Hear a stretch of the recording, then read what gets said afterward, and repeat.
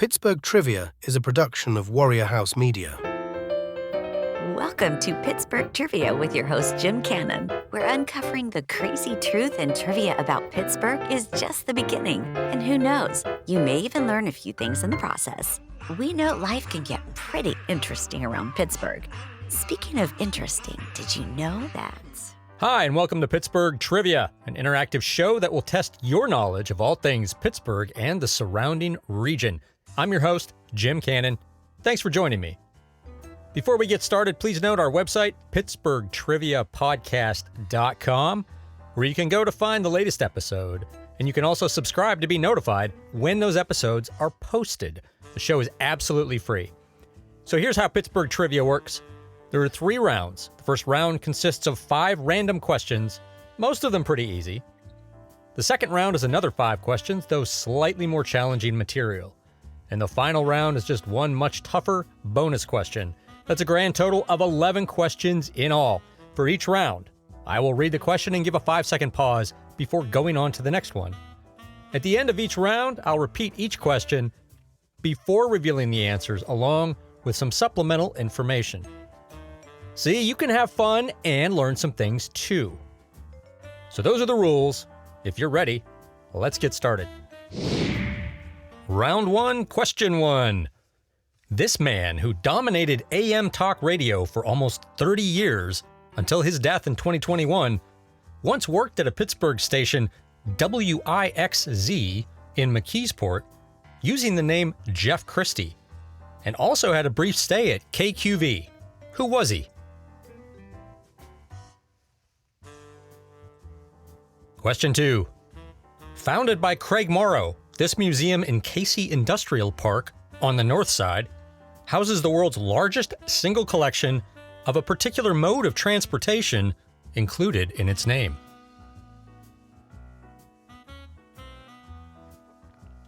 Question 3. Pittsburgh was once the steel capital of the world. 2 iconic structures, one in New York City and one in Chicago, that were each the tallest buildings in the world in their respective eras, were built using Pittsburgh steel. What are the buildings?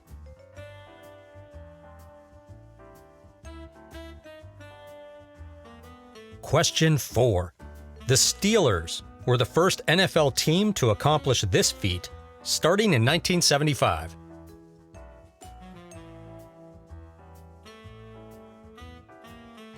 And question 5. An early type of movie theater devoted to motion pictures. The first one of these opened in Pittsburgh on Smithfield Street in 1905. It is also the name of a cable channel for kids. Well, that's it for the first round of questions. Let's go back and check the answers to see how you did. Question 1. This man who dominated AM talk radio for almost 30 years until his death in 2021 once worked at Pittsburgh station WIXZ in McKeesport using the name Jeff Christie, and also had a brief stay at KQV. Who was he? The answer is Rush Limbaugh. So Rush, or Jeff, was at the station for about 18 months and he got fired.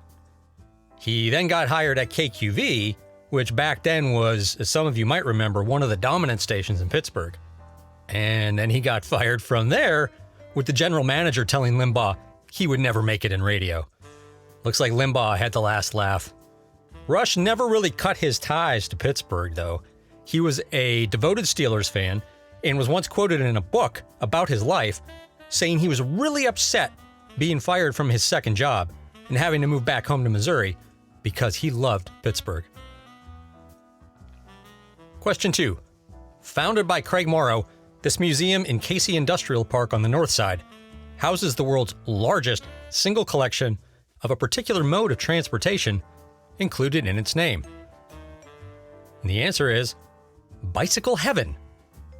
The display at the museum features 3,500 bikes with, according to their information, another 27,000 in storage.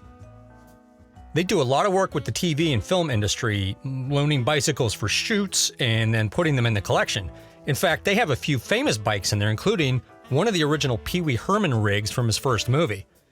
Admission to the museum is free. Now, I've been there, and it's just a fun place to spend a couple of hours. Question 3. Pittsburgh was once the steel capital of the world. 2 iconic structures, one in New York City and one in Chicago, that were each the tallest buildings in the world in their respective eras, were built using Pittsburgh steel. What are the buildings? Those are the Empire State Building and the Willis Tower, what used to be called Sears Tower, in Chicago. The Empire State Building took 18 months to build and was completed April 11th, 1931. It was the tallest building in the world until 1970, when the first World Trade Center tower was completed. When the Sears Tower opened in 1973, it was the world's tallest building, although not the world's tallest structure, which was Toronto's CN Tower. Question 4. The Steelers were the first NFL team to accomplish this feat, starting in 1975. Everybody should have gotten this. They were the first team to win 6 Super Bowls. 75 against the Vikings, 76 and 79 against the Cowboys, 1980 against the Rams. In 2006, they beat the Seattle Seahawks, and number 6 came with a victory over the Arizona Cardinals in 2009.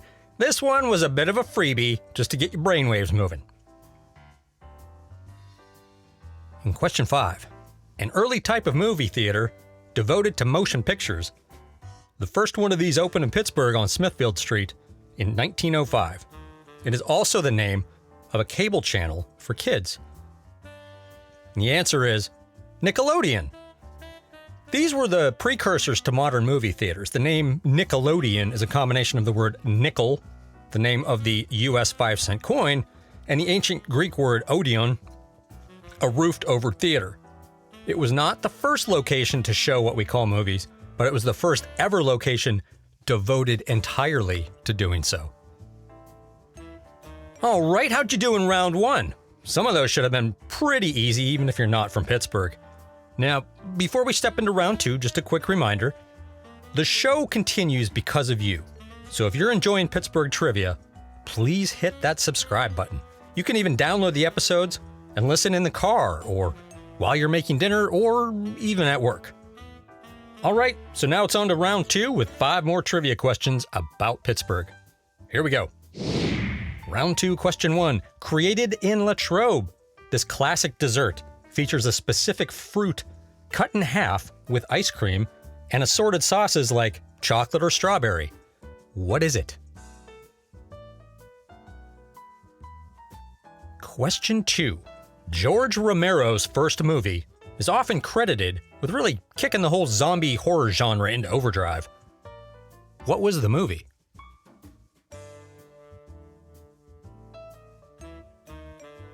Question 3.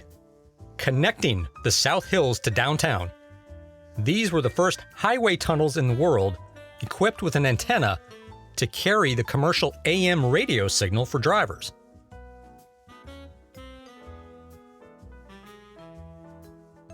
Question 4 is a multiple choice question. In 1956, a World War II era Air Force plane on its way to Olmsted Air Force Base lost its engines and had to ditch into this river. Was it the Allegheny, the Monongahela, or the Ohio? In question 5, on September 14th, 1964, a sellout crowd at the Civic Arena paid $5.90 a ticket to see this British pop band. I think there was one in there that might have stumped you, but otherwise those weren't too bad, right? Well, let's see. Here are the answers for round 2. Created in Latrobe, this classic dessert features a specific fruit cut in half with ice cream and assorted sauces, like chocolate or strawberry. What is it? It's the banana split. Believe it or not, there was some controversy surrounding who would actually get credit for creating that dish. The issue was officially resolved by the National Ice Cream Retailers Association in 2004. One of the claimants was Ernest Hazard from Wilmington, Ohio, who claimed he had created the dish in 1907. But the real credit goes to David Strickler, who worked at Tassel Pharmacy in Latrobe. He later bought the pharmacy and claimed to have created the banana split in 1904, inspired by fruit sundaes he had seen while on vacation in Atlantic City. And here's a little extra fact for you. Both guys were nicknamed Doc. Question 2. George Romero's first movie is often credited with really kicking the whole zombie/horror genre into overdrive. What was the movie? It was Night of the Living Dead. Now, that movie's often cited as being filmed in Pittsburgh, though most of it was actually shot in Evans City. The basement scenes were shot in Pittsburgh in the basement of the production company that Romero and some of his friends had started, but the outdoor and cemetery scenes were all shot in Evans City, about 40 miles north of Pittsburgh. Question 3. Connecting the South Hills to downtown, these were the first highway tunnels in the world, equipped with an antenna to carry the commercial AM radio signal for drivers. And that is the Liberty Tunnels in 1941. They've also provided cell phone reception since 1987. Question 4. In 1956, a World War II-era Air Force plane on its way to Olmsted Air Force Base lost its engines and had to ditch into this river. Was it the Allegheny, the Monongahela, or the Ohio? The answer is the Monongahela. The story around the bomber is kind of a fun one. Some of the urban legends state the bomber was carrying secret cargo or secret passengers. Others say it was a particular kind of weapon. It's just a lot of fun to read the various theories about the plane and what happened to it. In question 5, on September 14th, 1964, a sellout crowd at the Civic Arena paid $5.90 a ticket to see this British pop band. And the answer is the Beatles. And that was the one and only time they played in Pittsburgh. Could you imagine having seen the Beatles for $5? Well, good job. You made it through 2 rounds. Now we move on to the exclamation point for this episode, the bonus question. Before we get into it, just a note that if you're having fun with the show and want to provide any feedback, just head over to the website, pittsburghtriviapodcast.com, find the contact button, and drop us a line. We'd love to hear from you. And now the final question. This 1976 Mount Lebanon graduate created and then sold a company called Micro Solutions, and then later scored big when he and his business partners sold Broadcast.com to Yahoo for over $5 billion. He is the current owner of an NBA franchise.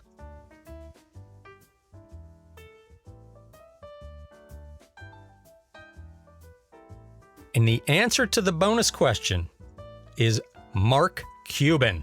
The NBA clue might have been the giveaway. Cuban currently owns the Dallas Mavericks, and he's been a permanent fixture for many years on the show Shark Tank, which is where budding entrepreneurs make their best pitch to a panel of potential investors. Cuban was quite a hustler as a kid and got his business start at age 12 by selling garbage bags. See, everybody starts somewhere. And that's it for this episode. Hope you did well, had fun, and learned something playing along. Please keep checking back here or on the website for the latest episode. Thank you so much for listening, and we'll see you next time. What? You're never gonna believe this.